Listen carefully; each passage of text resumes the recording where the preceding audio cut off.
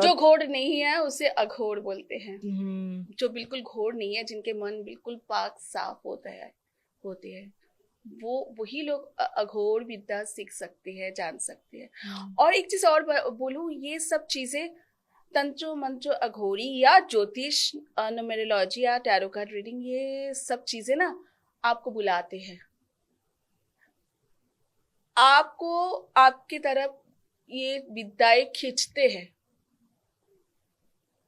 इतना आसान चीज नहीं है ये कनेक्शन बनाना, कहीं ना कहीं पूर्वज, जो हमारे पूर्वज है उनकी आशीर्वाद समझे, या फिर मेरी प्रीवियस लाइफ की मैंने अच्छे कर्म किया, या फिर कोई मैं साधना करते करते मेरे शरीर छूट गया होगा, वो साधना मैं नहीं पूरी कर पाई।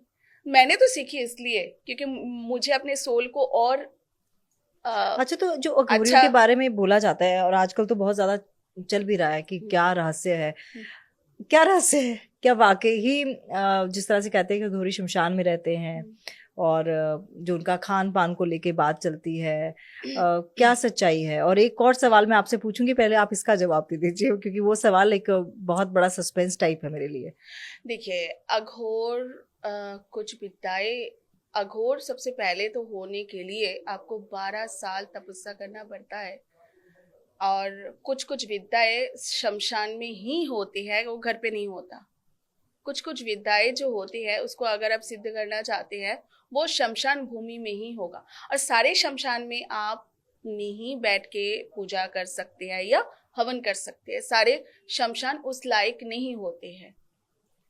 समझ लीजिए, इंडिया में हमारे वेस्ट बंगाल में कुछ 5 या 7 शमशान है जहाँ ये पूजा किया जाते हैं। रामकृष्ण परमहंस जी तो माँ काली का पूजा करते थे, वो शमशान साधक भी थे। बामा खेपा शमशान साधक भी थे, और माँ काली का भी बहुत बड़ा साधक थे, है ना। तो ये शमशान, ये लोग तांत्रिक अघोरी भी थे। और तंत्रों में ताकत होती है। पूजा के लिए बलि भी चढ़ाया जाता है, मांस भी खाया जाता है। देखिए, अगर समझ लीजिए किसी के ऊपर गलत कुछ एनर्जी है या स्पिरिट है, उसको हटाने के लिए कई बार बलि भी चढ़ाया जाता है। किसकी बलि? पशु बलि या इंसान? पशु बलि। इंसान की बलि अब तो होता नहीं है। इंसान की बलि अभी चुप चुप के अगर होते भी होंगे, असम में होते होंगे। अच्छा। हाँ, चुप चुप के होते होंगे, पर ऐसे नहीं, सबके आंखों के सामने नहीं होते। क्योंकि असम में तो साल में 1-2 बार मैं भी जाती हूँ, तो पशु बलि वहाँ जैसे भैंस की बलि होती है, जैसे बकरी की बलि होती है, बतख की बलि होती है, मछली की बलि होती है। पर इंसान की बलि पहले असम में बहुत होता था ये। तो ये खाया जाता है मांस? जो पूजा के वहां से सरासा एक प्रसाद के रूप में खाया जाता है। पर इंसान की बलि, नर बलि की प्रथा जो है, वो तो हर जगह बंद हो चुके हैं। अब तो नहीं है, कई सालों से नहीं है। मेरे ख्याल से 50-60 साल से इस तरह की बलि नहीं होता। पर आज भी अगर आप जंगलों में जाओगे, कोई वहाँ हो सकते हैं कि नरबलि होते हैं। तो ये जो होता है, जो फिर से खान पान की बात करूंगी, क्या वाकई अघोरी यही खाते हैं?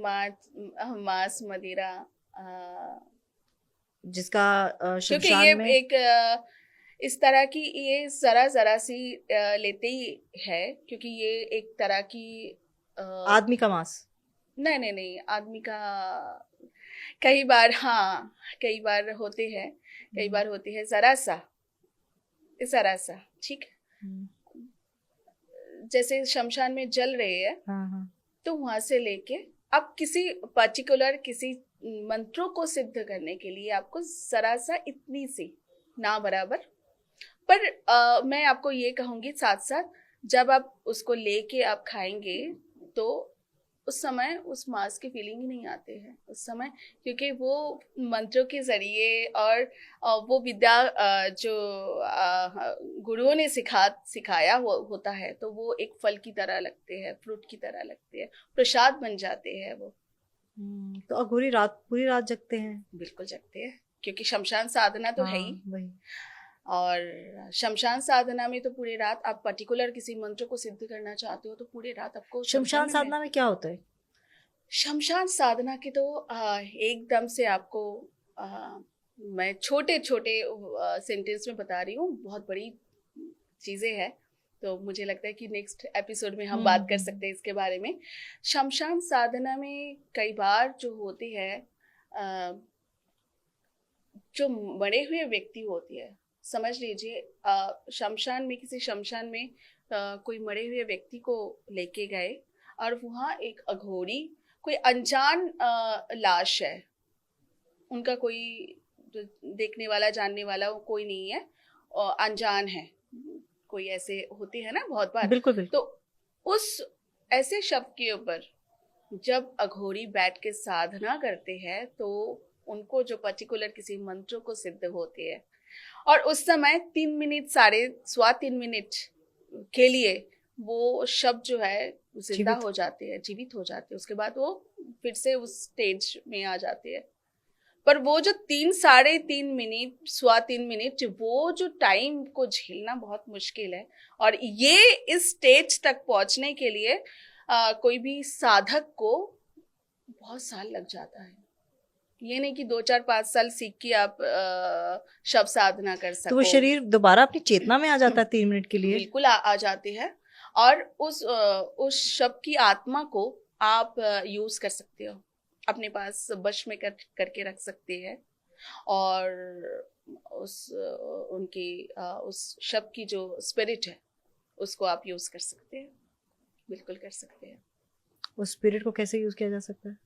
हाँ, वो तो तंत्र का पार्ट है। नकारात्मक तौर पे या सकारात्मक? हाँ, नकारात्मक तौर पे और सकारात्मक तौर पे। पर आपकी पॉडकास्ट में मैं एक चीज बता देती हूँ, जो चीज मेरे साथ हुआ है, मैं अपनी लाइफ से ये सीखा है कि भला करो, भला करो।